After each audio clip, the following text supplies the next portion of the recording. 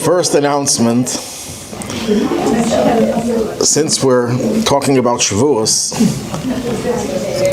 we're dealing with the theoretical part of it, but there's also a practical part of it.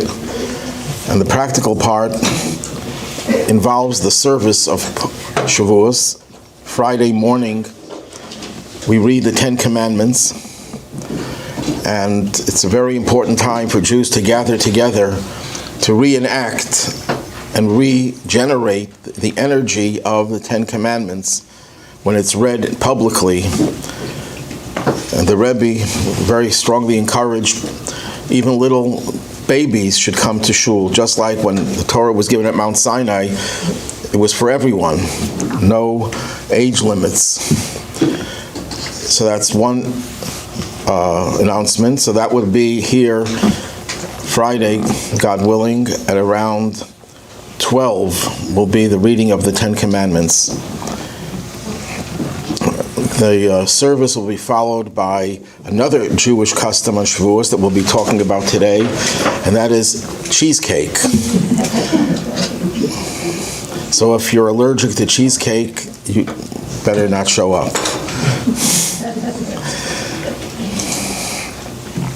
That's on Friday. On Shabbos, the second day of the holiday, we say Yizkor for those who have lost any close relative, particularly a parent. We say Yizkor as a way of asking God to remember them and for us to remember them. So that will be again around 12 o'clock on Shabbos, on Saturday. And that will be followed by a full holiday meal. Everyone is welcome to participate.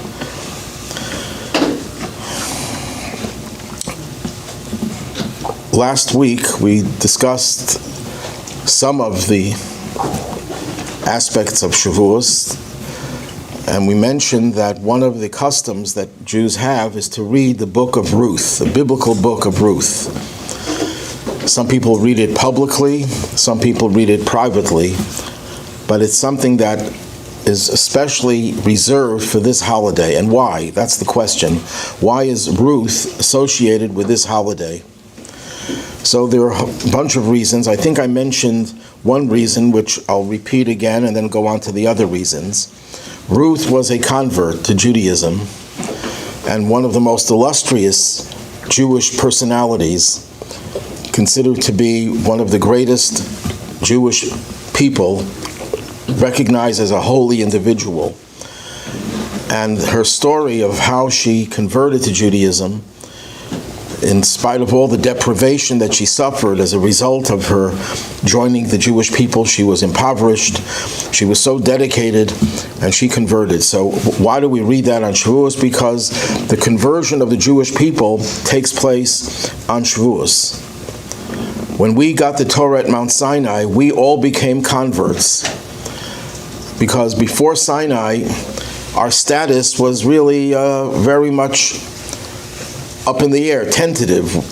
What were we? Were we Jews because Abraham, our father, was Jewish, Isaac and Jacob as well, or were we perhaps Gentiles with additional obligations? That was a question that was always in the thoughts of the people before Sinai. At Mount Sinai, the Jewish people became converts to Judaism.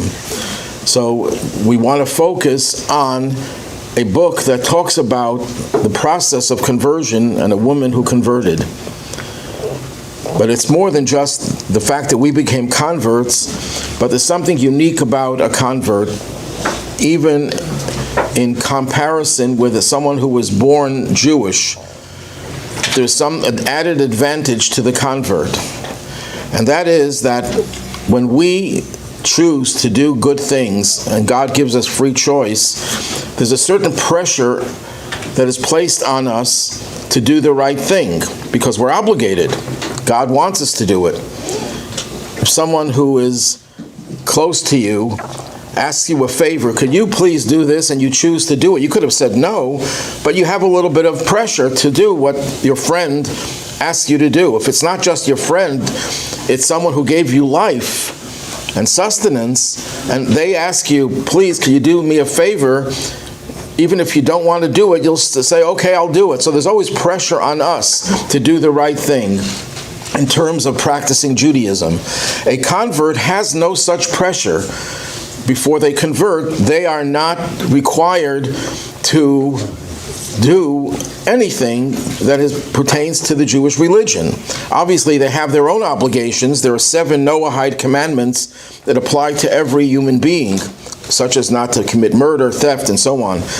But the additional 606 commandments, besides the 7, the non-Jew who's considering conversion doesn't have that pressure.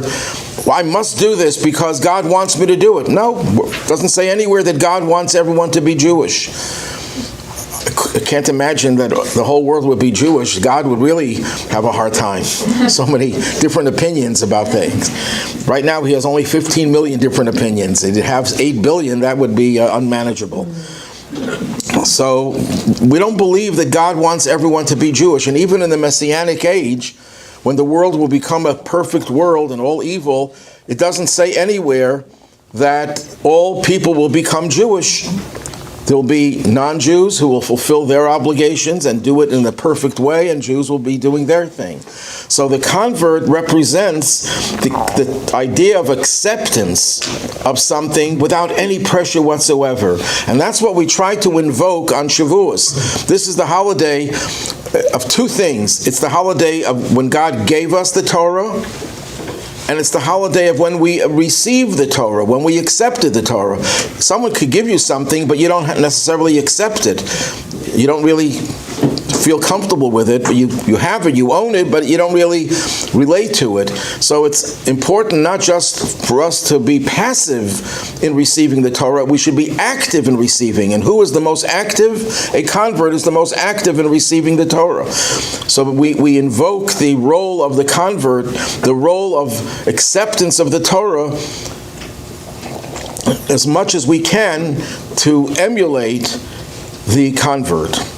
And the primary example of a convert who didn't have any need to become Jewish. She was a Moabite princess, and she left her whole background. She left everything to join her mother-in-law, Naomi, and become part of the Jewish people. That is something that is so unique that we highlight that on Shavuos. Now, there are many other reasons why we read the Book of Ruth that are given. For example, in the Midrash it says that Torah was given to us through poverty and suffering. There are certain gifts that we only appreciate when we get them when we were suffering and impoverished. People who learn Torah and do mitzvahs in a state of wealth and affluence doesn't have the same value. I'm not putting it down, God forbid. Everything that anyone does, rich or poor, has value. But the greatest value in doing the right thing is when you do it amidst hardship. And that's why when we got the Torah, we got it before we got the Torah, we were slaves for 210 years. And then God gave us the Torah. So who is the model of someone who embraces the Torah amidst poverty? It was Ruth. She was totally penniless. She had nothing.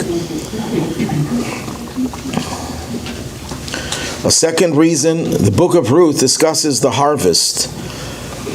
She was impoverished, so she had no choice. She had to receive the agricultural gifts that are left behind for poor people. In Israel, whenever you had a field, you had to leave a part of the field for the poor. If you dropped something, you had to leave it for the poor. If you left some sheaves of grain behind, you said, oh, I left it behind. I left 2 bundles of wheat behind. It's not yours anymore, it's for the poor. So how did she feed herself? She fed herself by availing herself of the wheat harvest, which is what happens on Shavuos. Shavuos is the time of the year when they had the wheat harvest, and it's a metaphor for the Torah, because just like wheat is the staple of life, bread is made out of meat, and bread was always viewed as the staple of life, so too, Torah is our staple, our spiritual staple. Another reason in the book of Leviticus, when it goes through, it surveys all the holidays. Right after it talks about Shavuos, it talks about the gifts to the poor. It shows that there's a connection between this holiday and giving gifts to the poor. And I think there's a very important lesson. You can't be receptive to the Torah if you don't care about those who are less fortunate than ourselves. A person who lives a life of affluence and doesn't care about others, and they want to learn Torah, their Torah is not really the Torah that God wants us to receive. He wants us to receive the Torah and to think about the needs of others. Another reason why we read the book of Ruth, before Ruth converted, she was obligated to fulfill 7 commandments. When she converted, she acquired another 606, for a total of 613. Well, the word Ruth in Hebrew, numerically, is 606. The word Ruth in Hebrew has a resh. The letter resh is 200. A vav is 6. And the taf is 400. So that gives you 606, plus the 7 commandments she had before. She made the 613 commandments complete by her conversion. And those are the 613 commandments that were given at Mount Sinai. Now, most people heard of the 10 commandments given at Mount Sinai, but in those 10 commandments, implicit in them, were all 613. In fact, one of the great sages of about 1100 years ago, Rabbi Sadia Gaon, wrote a little book in which he shows how all the 613 are hinted in the 10 commandments. Another thing about the book of Ruth, it highlights the idea of kindness.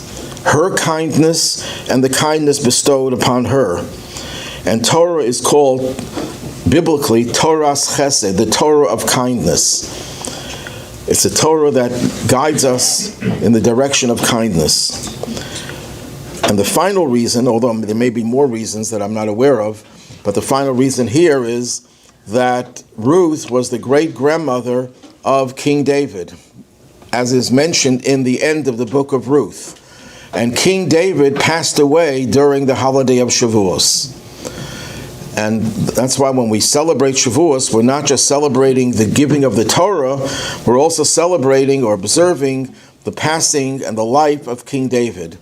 And it was Ruth who was his great-grandmother and lived to see her great-grandson assume the role of monarch. Even his son, Solomon, she lived to see King Solomon as well.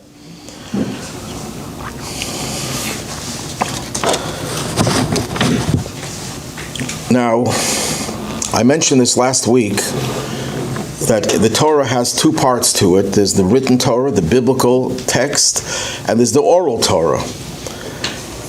Now, the role of the oral Torah is very much connected to the lesson of Ruth as a convert. Because the written Torah, when we take out the Torah scroll, that written Torah, we don't add anything to it. You can't add to it. They just sold the oldest extant biblical text, 1,100 years old, handwritten, of course. Sold it for 0.1 million. I wouldn't have given a dime over 37 million for it, but what can I do? Someone outbid me. So you look in that Torah and you compare that to a contemporary Torah, it's identical. There might be there's a difference between the Yemenite Torah and ours by 7 or 8 different variations. But basically, the biblical text remains constant. You can't add to it, you can't subtract, you can't alter it. It's not something that we contribute to. The oral Torah is just the opposite. The oral Torah is constantly growing because, let's say right now, within modern developments, right now the new thing that everyone is talking about is AI, artificial intelligence. Although I think that's a pretty old thing. I know a lot of people whose intelligence is artificial. But this is a new area, and rabbis, authorities on Jewish law, are going to have to deal with issues confronting AI. I'll give you an example. It just came to mind. There was a question a few decades ago, maybe 100 years ago, when someone dies, a man dies, and we don't know that he's really dead or not. And you have to identify the dead body in order for his wife to be able to remarry. What happens if you don't have any eyewitnesses, but you have a photograph of the person, of the corpse, and people identify, oh, this is the guy that died. The photograph is pretty strong proof. So there was a big discussion and debate of if the photograph is adequate, is sufficient. Today, it's definitely not. With AI, and even without AI, what we have now, you could Photoshop. Photographs mean zero, has zero authenticity. Nothing is real anymore. But they're going to have to deal with questions of Jewish law when you have things based on artificial intelligence. That's just one of thousands of examples. So how are they going to decide these matters? They're going to have to probe Jewish law in other areas and find the underlying theories behind those laws and apply them to developing situations. So, and that is all part of the oral tradition. The oral tradition is a living, vibrant system of law, just like American law.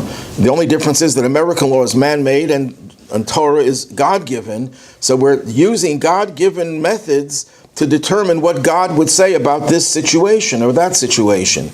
So it's a living thing. That's much like the difference between a Jew born Jewish and a convert. The Jew born Jewish is passively, you don't have to do anything to be Jewish. You could sleep through your whole life and you're no less Jewish at the end of your life than you were at the beginning. But the convert can't just sleep and accept Judaism passively. It's an active role. That parallels the oral law.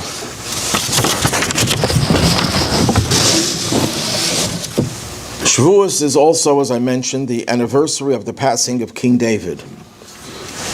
King David, maybe we'll do a course just about King David.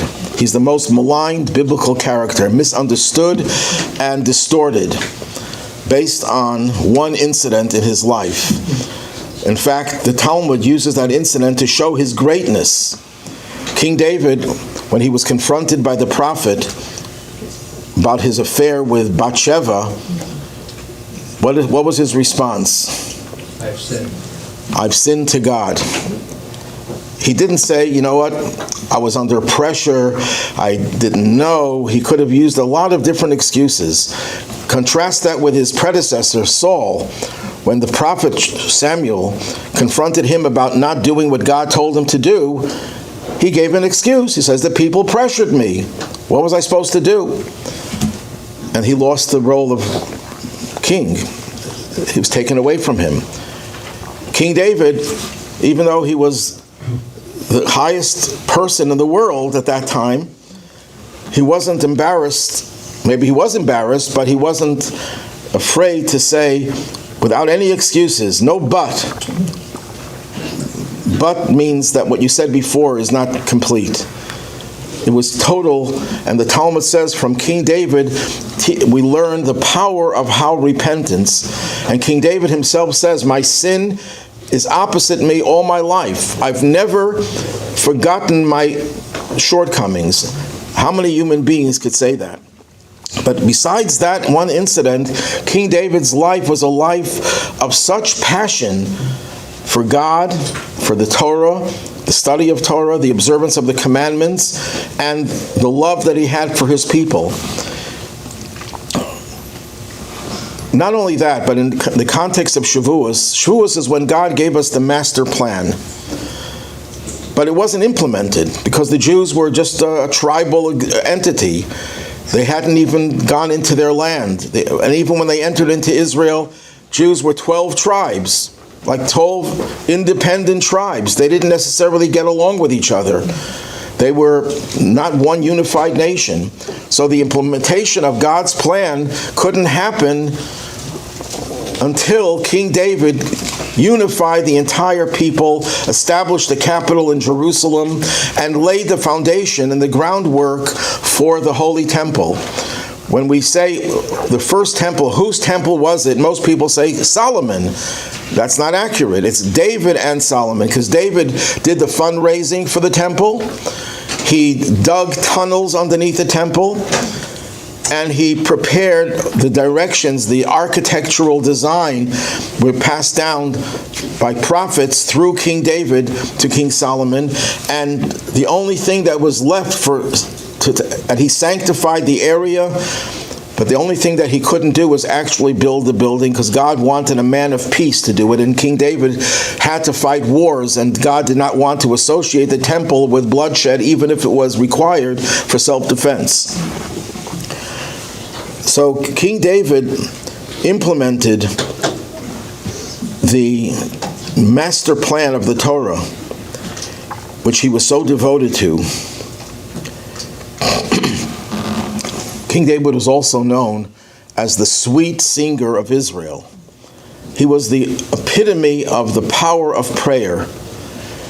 There's no more powerful book in which we express our deepest feelings of love, of sorrow, of joy, as the book of Psalms, which King David edited and composed and edited.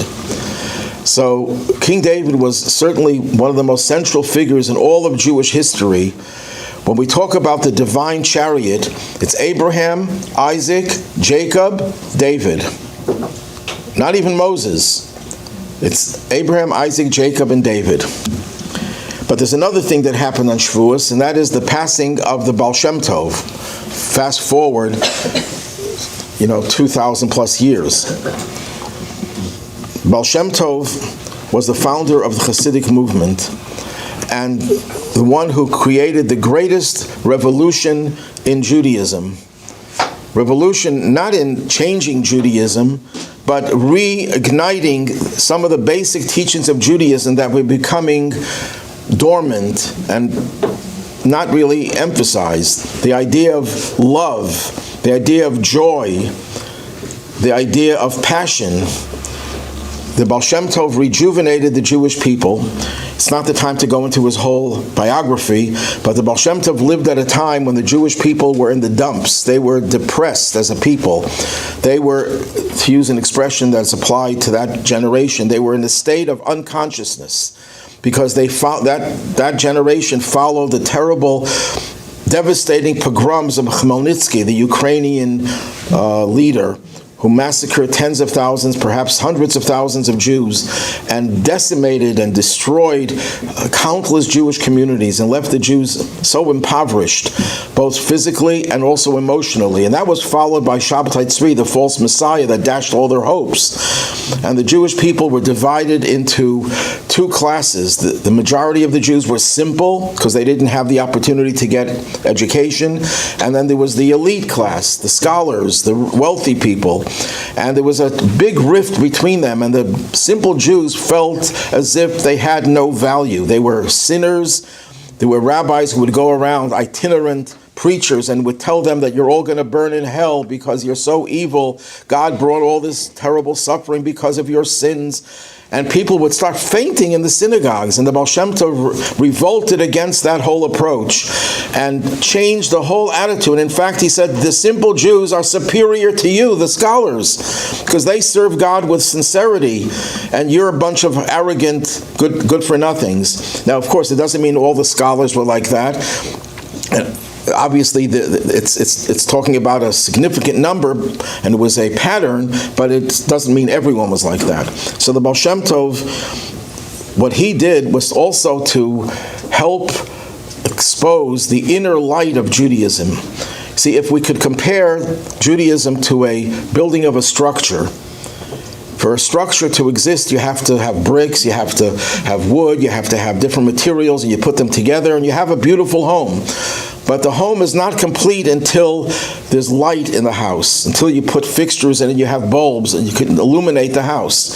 What the Baal Shem Tov did was to take the structure of Judaism that was already complete, more or less, and to bring light into the Jewish world and the Jewish scene. And that's what we celebrate on the holiday of Shavuos, the three pillars, the giving of the Torah, which is the master plan, King David who implements it, and the Baal Shem Tov who illuminates it. Also, the Baal Shem Tov's teachings, Baal Shem Tov himself writes in a letter, and this is an incredible letter. We don't have too many things that Baal Shem Tov wrote himself. Most of his teachings were oral and were written by his disciples. But this is a letter that we know that he wrote to his brother-in-law, in which he says that on Rosh Hashanah, and he gives the exact year, in the 1700s, that his soul ascended on high, and he entered into the palace, or the area in the paradise where the soul of Mashiach, of the Messiah, resided. And he asked him, when are you coming? And his answer was, when your teachings are disseminated throughout the whole world. In other words, the Baal Shem Tov's teachings form the basis for the spiritual energy that will hasten and bring about the final redemption in the Messianic age. Going back to Shavuos and the customs, I mentioned before we're going to have cheesecake on the first day of Shavuos after the services are over. Why do we eat cheesecake, or why do we eat dairy foods on Shavuos? All other holidays we're required to eat meat to celebrate the holiday. If you're a vegetarian, you're exempted. But if you're not a vegetarian and you enjoy meat, you're supposed to eat meat. On Shavuos, we're supposed to have a dairy meal. Now, there are different customs. Some people only have a dairy meal. They don't eat meat at all on Shavuos, but many disagree with that and say, no, you're obligated to eat a meat meal, but you can't eat dairy and meat together. So you eat a dairy meal first, and then you wait, different customs, how long you wait, and then you eat a meat meal. But why is there a need to eat dairy? And if dairy is so good, cheesecake is so good, why not enjoy other holidays with cheesecake? Why limit it to one holiday? So there are many reasons given. In one of my books, I list 40 different reasons. And then I once saw someone wrote a whole book with a lot of reasons. I don't have that book, and I couldn't find it online. So anyhow, I'll give you some of the reasons that are given. One very oft-quoted reason is that when they got the Torah at Mount Sinai, they knew what was going to be in it, that they would no longer be able to use their utensils to cook food because the utensils were used for non-kosher meat that wasn't slaughtered properly and so on, because they weren't obligated. They were not Jewish yet. They didn't have this obligation. So they knew they're not going to be able to cook meat. But dairy, you don't have to cook. You just milk the cow and you have dairy. That's why we eat dairy. That's one reason given. Another reason is that Torah is likened to milk.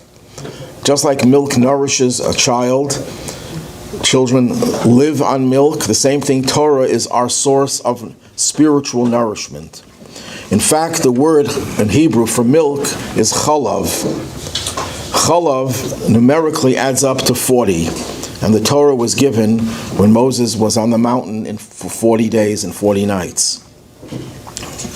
It also says that when we got the Torah, as I mentioned before, we were converts. And the Talmud says that when a non-Jew converts to Judaism, he is considered, or she is considered, to be a newborn child. They can observe the day they converted as their birthday. They can still observe their biological birthday if they want, and get more gifts if they want, but the real birthday is the day they convert to Judaism. So just like we feed milk to a little baby, the same way we became little babies at Sinai. Another reason given, according to Maimonides, the reason why the Torah prohibits mixing milk and meat is because that was a pagan custom. A pagan ritual was to take a young animal and cook it in the milk of its mother. And to distance ourselves from any form of idolatry, the Torah says, don't even go near it. Don't cook it, don't eat it, don't use it. Keep away from milk and meat. Cheeseburgers are out. But now with a new kind of meat, where you could get it from New kinds of cheese, too. New kinds of cheese that are not really considered meat or cheese. Many authorities would say we can then eat the cheeseburger. So there's some hope left for those who like cheeseburgers. But we're not allowed to eat a cheeseburger. Whenever you go by McDonald's and you desist from buying the cheeseburger, you are destroying idolatry. That's a message that idolatry is out. So how do we demonstrate? Rabbi? Yes. Can you go in and buy a cup of coffee? That's a little bit more complicated. It depends where they wash the dishes and so on. Well, there's another issue of people might think you're buying a cheeseburger. If you're traveling on the thruway and you go into these rest areas that have restaurants, that's not a problem to go in there because everyone knows that people who are traveling have to go to a rest area. But otherwise, Jewish law doesn't allow you to enter places where people might think you're doing something not kosher. That's why during COVID, you couldn't walk into a bank with a mask. Only kidding. There was nothing.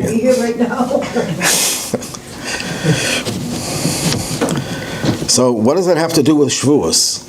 In the Torah, where it talks about Shavuos, in the same verse, it says, the first of your fruits bring to God's house. That's what they did on Shavuos. They brought the first harvest of wheat, and then they brought their fruits, their choice fruits. And right after that, it says, don't cook a kid in the milk of its mother. Well, according to Maimonides, it seems that the Torah is trying to tell you, while in other cultures, pagan cultures, people would come to the pagan shrine to offer their milk and meat on their holidays. That was their way of worshiping. So the Torah says, don't do that on our holiday. Don't cook the kid in the mother's milk or any form of meat and dairy. So by eating two meals, a dairy one and a meat one later, and separating them, we're demonstrating that we do not subscribe to any form of idolatry, even though this was what people did in their holidays. According to the Midrash,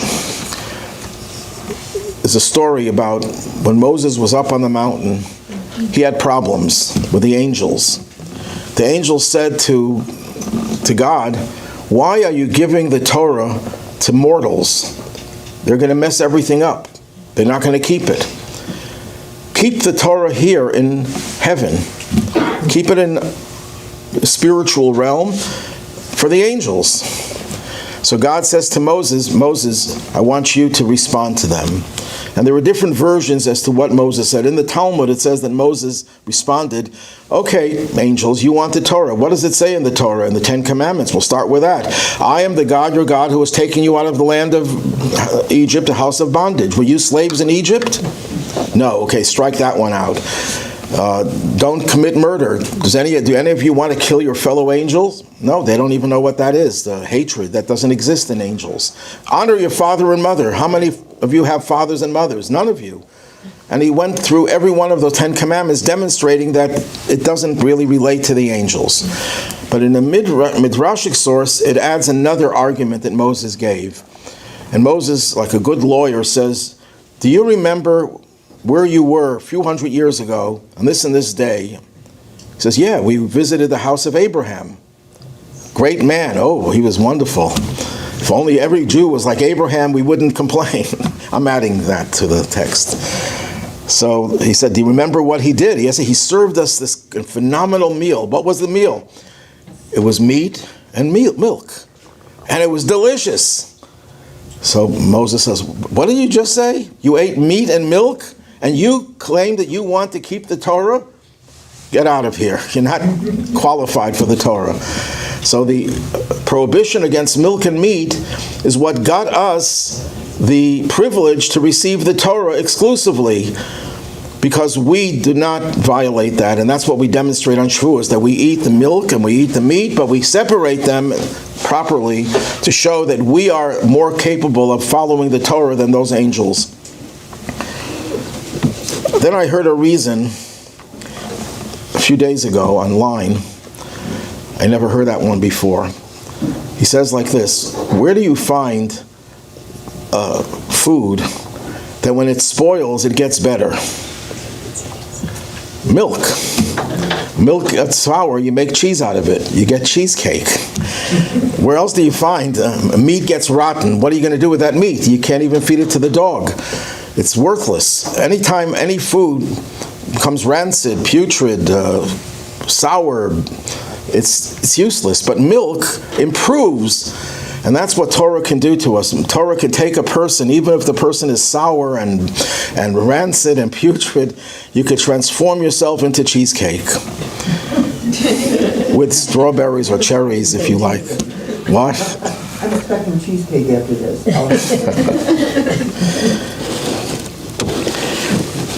Okay, there's another custom that many Jews have, and that the night of Shavuos, that will be this Thursday night, we're up all night.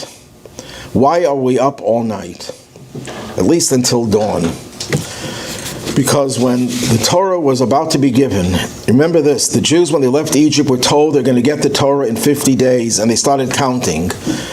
The last night, the night before the day that they were going to get the Torah, they went to sleep, and they had such a peaceful sleep that they overslept. And they had to be awakened to get the Torah. That was not right. You're so eager to get the Torah, and now you oversleep. Imagine you're told at 8 o'clock in the morning, you're going to be given an award of $100 million. You're not going to oversleep. You'll have 10 alarm clocks ready to wake you up. And here you're getting the most precious thing, the Torah, and you feel so excited about it, and you overslept. So we have to correct that. We have to rectify that. How do we do that? That we don't go to sleep the night before Shavuos. And we're up. And what do we do when we're up? We study Torah. Now the prevalent custom, although there are different customs that vary, is not just to sit and study Torah, but there's a book called Tikkun. Tikkun means correction. It's a sample of every Torah portion, of every biblical book, of every chapter of the Mishnah, sections of the Zohar, and also we list all 613 commandments. That alone takes about an hour. What? Some people say the Book of Ruth. And included in that, I said we say selections of the biblical text. Included in that is the whole Book of Ruth. Right, so we take samples of everything, as if to say, we're going to study the whole Torah, but we can't study the whole Torah in one night, so we take little samples of the Torah to correct their sleeping the night before they were given the Torah. But the question is, why did they oversleep? Why were their sleep so peaceful? And the Rebbe once explained that they didn't go to sleep because they were not so eager to get the Torah. They went to sleep thinking that that would be the best way to prepare. Why is that? Not just to be rested, but when you sleep, where does your soul go? Your soul, if you lived your day properly, your soul goes into paradise and is exposed to the spiritual energy that exists there. They thought the best way to prepare for the giving of the Torah and the receiving of the Torah is to experience being in paradise, experiencing all those spiritual energies, and that would empower them and invigorate them spiritually to receive the Torah. But that was a mistake, because the Torah is not about escaping. We've discussed many times, and I'm not going to go into it right now, but Torah is about bringing God into this world in which we live, in which we reside. Yes, sometimes you have to escape a little. That's what prayer is. But the focus cannot be escaping. When you prepare for the Torah, you prepare by bringing godliness, spiritual energy into the physical realm. They should have not used sleep as a method of spiritual preparation. Now, what actually happened at Mount Sinai? What happened spiritually? Of course, we know they heard the 10 Commandments, which, by the way, is a misnomer. There's no such thing as 10 Commandments. I know the movie called it the 10 Commandments, and everyone gets their information from Hollywood. That's the most accurate source of information. But it's not really accurate, because in the Torah, these 10, what they call commandments, are actually described as 10 statements. There's more than 10 commandments. There are 14 commandments in those 10 statements. But there are 10 statements, 10 declarations, and they're not even, and in which you have all 613 implicit. So what happened besides the physical aspect of it? They heard God speak. So in Hasidic thought, it explains it in the following way. Before the Torah was given at Mount Sinai, people could do good things, but you couldn't change the world. You couldn't impact the physical world. There was like a decree. The Hebrew word for decree also means a cut. There was a dichotomy between the upper realms, the spiritual world, and the physical world. And the two worlds would never meet, like two parallel lines. They never meet. That's what happened and existed before Sinai. At Mount Sinai, that decree was rescinded. And that we have the power to bring the divine into the physical and elevate the physical to the divine. Every time we do a mitzvah, every time we do a physical act, you give charity, you put on tefillin, you light a candle for Shabbos, and so on. You are changing the world, the physical world. You're changing the part of your body that was involved in that act. You change the physical object with which you perform the mitzvah, and you change the world around you that experienced your mitzvah. And it has a ripple effect, and it changes the world. That could not happen before Sinai. That can only happen after Sinai. That was a major revolution that occurred. One of the things that happened that was unique, the Midrash tells us that when God said the 10 statements, there was no echo. Now, that's a miracle. When you're in an open place and you have someone saying things loud, there's usually an echo. And here there was no echo. Why would God perform that miracle? So the Rebbe explains that no echo means that the sound was absorbed. When sound is absorbed, you don't hear an echo. The sound of Sinai was absorbed into the people's souls and into the fabric of the whole world. The whole world changed from that moment onward. If someone will ask you, what was the most powerful event in all of human history? It wasn't Krakatoa, although that was pretty loud. It wasn't any other cataclysmic event. It wasn't the atom bomb being detonated over Hiroshima. It was the giving of the Torah at Mount Sinai. That was by far the most cataclysmic event because it was a revolution. It changed the whole fabric of the world. It brought the two worlds together. It penetrated every vestige of existence. Another thing about the giving of the Torah at Mount Sinai, another miracle, was the psychedelic nature of it. It says they saw the thunder and heard the lightning without taking any psychedelic drugs. What does that mean? So again, Hasidic thought explains that it doesn't mean literally, although it could mean literally, but it doesn't necessarily have to be interpreted literally. What it means is, what are the things that we hear and what are the things that we see? We see physical things. What do we hear about? Spiritual things. We hear about God. You don't see God, but we hear about Him. Things that are spiritual are accessible to our hearing, our mind, our understanding. Things that are physical, we can see with our eyes. That's why seeing is believing, because when you see something, it's etched into your mind and you don't have any doubts about it. You know the story of this trial, a guy accused of murder. And the lawyer at the end of the trial says, I'm going to prove to you that he's not guilty. He says, in 15 minutes, the victim, the so-called victim, is going to enter the courtroom. So 15 minutes go by, and the victim doesn't enter because he was dead. And the lawyer says, I was only kidding, the victim is dead, but weren't you all and the members of the jury looking at the door? That means you had doubts. You yourselves had doubts, because if you were certain that the guy was dead, why would you be looking at the door? You know he's not going to come in. Well, if you have doubts, you have to vote for acquittal. They voted to convict. So the lawyer goes over to them after the trial and he says, "Can you tell me why you voted to convict when I proved to you that you had doubts?" So they said, "We looked at the accused. He was not looking at the door." He was not looking to see the victim coming in. He knew the truth. When you see something, you know that it's 100% true. But when you hear something, you could have doubts. When it comes to spiritual things, we can always have doubts because we can't see them.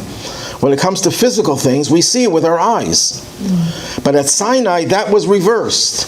They were so imbued with the existence of God speaking to them that the things that are normally seen, physical things, they only heard about. The things that you normally hear about, the spiritual things, they saw. To them, it was as certain as if they saw it with their own physical eyes. When Mashiach comes, and I'll conclude with this, we're going to still know about evil's existence. Rabbi Levi Yitzchak Barditchev, the famous Hasidic master who always tried to defend the Jewish people, said to God, he says, "God, you put all the temptations in front of us, and all the spiritual things you put in books. Let me suggest something. You put all the spiritual things in front of us, and all the physical temptations, put them in books. And you'll see how different we'll behave." Well, that challenge will come true in the Messianic age. We'll still know about, we'll read. You'll hold your grandchild on your lap, and you'll say to your grandchild, "There was a time when I lived, when I was young, where people had hatred to one another." Zaidi, what's hatred? Says, well, you'll read about it in the book. You'll find out what it is. And there were people who were fighting wars with one another, shooting and killing one another. I can't understand. What does that mean? Well, you'll read about it, but what you will see will be just pure good. And that model started at Mount Sinai temporarily. And we're working towards reigniting that dynamic where we see the real things in life, not the artificial things, because everything in this world, you think artificial intelligence is artificial, everything is artificial. Everything belies its true spiritual life force. And at Sinai, that falsehood was removed and will be removed again in the future. Everyone should have the traditional greeting. The Rebbe's greeting for this holiday was an interesting one. May everyone celebrate this holiday with joy and with inwardness. In other words, it shouldn't just be an observance, but it should be internalized inwardly, and that's what makes the holiday the real meaningful holiday that it is. Try to internalize the dynamic of this holiday. Any questions? So yes? Who make rules of kosher? Who what? Who make of course milk and meat? That's in the Torah. Who make? They're all in the Torah. What is kosher? What is? That's in the Torah also. The Torah tells you which animals are not kosher. It tells you which animals are kosher. It tells you which fish are kosher, which are not, which birds are not kosher. So everything is in the Torah. Now the Torah says things very briefly, so the Talmud, the oral Torah, explains them in detail. So again, to remind everyone, Thursday, the first day of the holiday, there's going to be a reading of the Ten Commandments or 10 Statements at about 12 noon, and that'll be followed by a Kiddush where we'll have cheesecake and ice cream. What did I say? Okay, that was a mistake. It's Friday.